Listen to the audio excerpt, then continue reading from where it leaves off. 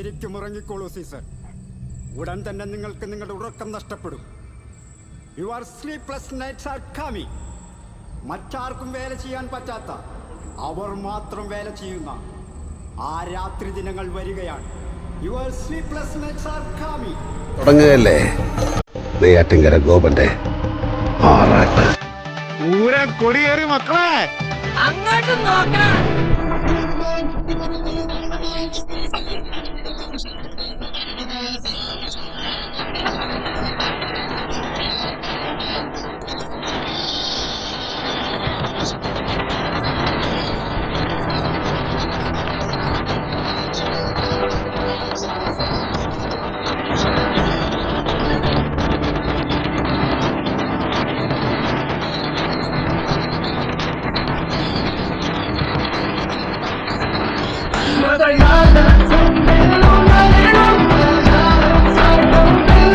ഞാനും കൂടെ കൂടട്ടെ കളിക്ക്. ചുമ്മാ കുട്ടികളുടെ കളിയാണ്. ആയിക്കോട്ടെ, കളിക്കണത് നമ്മൾ രണ്ടുമാണെങ്കിലോ അപ്പൊ കളി വലിയവരുടേതായില്ലേ? ആവും. ഇവിടെ വെച്ച് തന്നെ വേണോ? വേണ്ട, സമ്പ്രദായം അതല്ല. തന്റെ സമ്പ്രദായ പ്രകാരം എവിടാ സ്ഥലം? ഞാൻ അവിടെ വരാം. അങ്ങാടിയില് 10 ആള് കൂടേണ്ട നടുവിൽ കിട്ടണം തന്നെ. കിട്ടിയ നീ എന്നെ ഓലത്തോടാ. ചെങ്കളം മാധവ, നിന്നെ കുറിച്ച് ഞാൻ കേട്ടു. വരവ് ഞാൻ പ്രതീക്ഷിച്ചു. പോയി കാഴ്ചക്കാരെ കൂട്ട്, ഞാനെത്താം. എന്റെ പേര് ജഗന്നാഥൻ എന്നാണ്. ഞാൻ എത്തും. എന്റെ മോനെ ഒന്നും ചെയ്യല്ല അച്ചു. എന്റെ അനന്തനെ ഒന്നും ചെയ്യല്ലേ. ഒന്നും ചെയ്യൂല, കുത്തിക്കൊടലെടുക്കുള്ളൂ കേട്ടാ. പോ. താനെന്താ ഭീഷണിപ്പെടുത്തുക?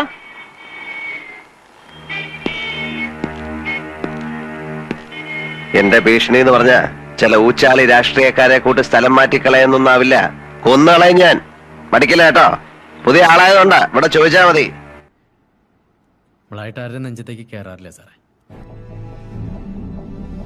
പിന്നെ നമ്മുടെ നെഞ്ചത്തേക്ക് വന്ന അതും വാങ്ങി വീട്ടിൽ പോയി കഞ്ഞിയും കുടിച്ചുറങ്ങണത് ശീലമില്ലാത്തൊരു കാര്യം. നമുക്കിട്ടൊരു പണി വന്ന നമ്മളും പണി, ആരാണെങ്കിലും പണി, വീട്ടിൽ കയറി പണി. പിന്നിൽ നിന്നും മുന്നിൽ നിന്നും ഒരു തുണയുടെ ബലം എനിക്ക് ആവശ്യം വരില്ല. തകർക്കാൻ എന്തോ എളുപ്പമാണ്, കെട്ടി ഉയർത്താനാണ് പാട്. ഒന്നും തകർക്കാൻ എന്നെ വല്ലാതെ പ്രേരിപ്പിക്കരുത്. അതാർക്കും നന്നാവില്ല. ഒരറ്റത്തുനിന്ന് പൊളിക്കാൻ തുടങ്ങിയാൽ ഞാൻ നിർത്തില്ല. പൊളിച്ചടുക്കും പലതും. എന്റെ ഉള്ളിൽ ഞാൻ തന്നെ ചങ്ങലക്കിട്ട് കിടത്തിയ മറ്റൊരു ജഗന്നാഥനുണ്ട്. മുറിവേറ്റ മൃഗം. അതിനെ പുറത്തു കൊണ്ടുവരാൻ ശ്രമിക്കരുത്. നമ്മൾ തമ്മിലുള്ള കണക്കെണ്ണി തീർക്കുമ്പോ തന്റെ മകന്റെ നമ്പറിൽ നിന്ന് തുടങ്ങണമെന്ന് വിചാരിച്ചുകൊണ്ടാ ഇത് ഇത്രയും ലാഗ് അടുപ്പിച്ചത്. അവൻ വെറും ഇന്റർവെൽ പഞ്ച്. നിനക്കൊക്കെ ഈ പടം തീരുന്നവരെ സീനുണ്ട്.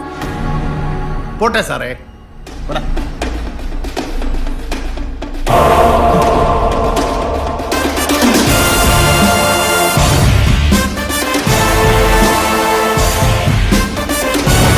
ഈ ഇട്ടിക്കണ്ടപ്പന്മാരുടെ മസിലിന്റെ വലിപ്പം കണ്ടുള്ള ധൈര്യം കാണിച്ച് മുന്നോട്ട് ദാ.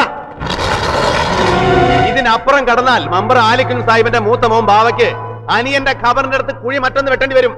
കാലി പിടിക്കാൻ കുഴിയുന്നവന്റെ മൂർധാവിൽ തുപ്പുന്ന സ്വഭാവം കാട്ടിയാൽ ഈ ഭൂമി മലയാളത്തിൽ മാധവനുണ്ണിക്ക് ഒരു മോന്റെ മോനും വിഷയമല്ല. വള്ളുവമ്പുറം കലർന്ന കുട്ടിയാച്ചാൽ ശിക്ഷണ തല്ലുപിടിയിലെ മാധവനുണ്ണി. അത് ഈ ചെക്കന്മാർക്ക് കാണിച്ചു കൊടുക്കണം നീ പറയണമെങ്കിൽ വരാൻ പറ നായിന്റെ മക്കളോട്. നീ പറഞ്ഞ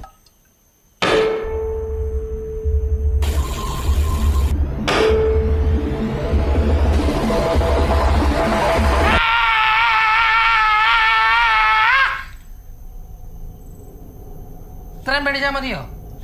മതിയോ? നിനക്കെന്നെ പേടിപ്പിക്കാണ്ടൊരു സ്വസ്ഥതയില്ലല്ലേ? നിന്റെ വാപ്പ അന്തർവാപ്പിള ഈ പടിപ്പുരക്ക് ഇപ്പുറം കാല് കുത്തിയിട്ടില്ല. പുഴക്കര പറമ്പിൽ നിന്ന് അയാളെ തേങ്ങ മോഷിച്ചപ്പം ദേ കാണുന്ന പുളിയമ്മാവിന്റെ വേല ഇവിടുത്തെ പണിക്കാരെ പിടിച്ചു കിട്ടിയിട്ട് തല്ലിയത്. നിനക്ക് ഓർമ്മയിലേക്ക് പോയി ചോദിക്കേ. ജീവനോടുണ്ടല്ലോ ഇപ്പോഴും. ഏതോ നാട്ടിൽ പോയി 4 പുത്തനുണ്ടാക്കിയതിന്റെ നെഹളിപ്പ് മംഗലശ്ശേരി നീലാണ്ടനോട് കാണിക്കാ. ഇതിനെ നിന്നോട് ക്ഷമിക്കാൻ തോമയുടെ ശവത്തിനെ കഴിയൂ. കുട്ടിക്കാടാ, നിന്റെ കേസ് തോമ അവധിക്ക് വെച്ചിരിക്കുന്നു. അതിപ്പോ എത്ര വലിയവനാണെങ്കിലും അവൻ എന്തൊക്കെ ഉണ്ടെങ്കിലും ശരി, എന്നെ ഒരു 100 തവണ ഇടിച്ചാലും ഒരു ഇടിയെങ്കിലും ഞാൻ തിരിച്ചിടിക്കും. ഇതാണ് എനിക്ക് ഇടി കിട്ടുന്ന മെയിൻ ഏരിയ. ചേട്ടായിന്ന് കൂടെ എഴുന്നേക്കണം. രാവിലാണോടാ പത്രം വായിക്കുന്നത്? ചേട്ടായി ഒന്നുമില്ല. ഇനി ആരെങ്കിലും കളിയാക്കിയോ എന്റെ പോക്കറ്റിൽ നിന്ന് കാശ് എടുത്താലും വിവരം അറിയും. ഇട്ടിച്ചോട് മക്കളോട് പറഞ്ഞേക്ക് ഞാൻ പഴയ സോളമനല്ലെന്ന്. കൊണ്ടും കൊടുത്തും അറപ്പ് മാറിയ ഒരു ചേട്ടനുള്ള സോളമനാന്ന്. കാലാവധി തീർന്നോ താമോ? തീർന്നു. പക്ഷെ ഒരുത്തനെ തട്ടിയിട്ട് ഉടനെ തന്നെ തിരിച്ചു പോണം. കഴിക്കുന്നുണ്ട്. അപ്പൊ തല്ലു നടത്താൻ പോവുകയാ. ആരാ കക്ഷി? കൊലക്കേസിൽ എനിക്കെതിരെ സാക്ഷി പറഞ്ഞ സുരേഷ് ഇല്ലേ, അവനെ തന്നെ. എന്നാൽ ഇവനെ സമ്മതിക്കണം. ഉരുക്കുപോലെ നിന്നുകള. അഭിമാനമുണ്ട് ഗോവിന്ദ, അഭിമാനമുണ്ട്. ആഗ്രഹിക്കാനും ഒരു യോഗ്യതയൊക്കെ വേണം. അതും എന്നെ പോലൊരാളെ. ഭയങ്കര അലമ്പളിയായിരുന്നു.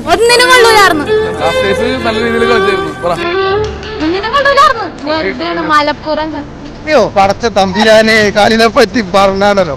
ഇതൊക്കെ കളിയാ. എന്റെ യോഗ്യത എന്തെന്ന് എന്നെ സ്നേഹിച്ചവർക്കൊഴികെ വേറെ ആർക്കും മനസ്സിലാവില്ല.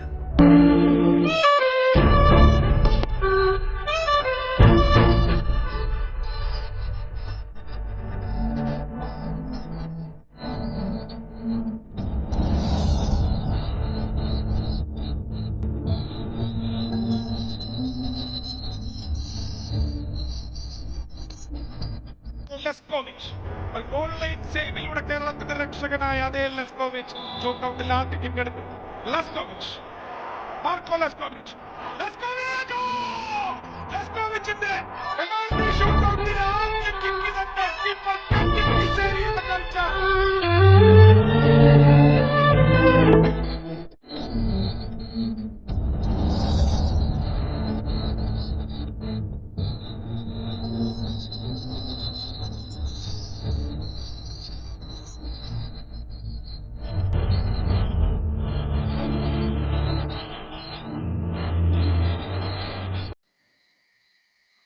കഴിഞ്ഞ കൊല്ലത്തെ പൂരം ദാന്ന് പറഞ്ഞു പോയ പോലെയുണ്ട്.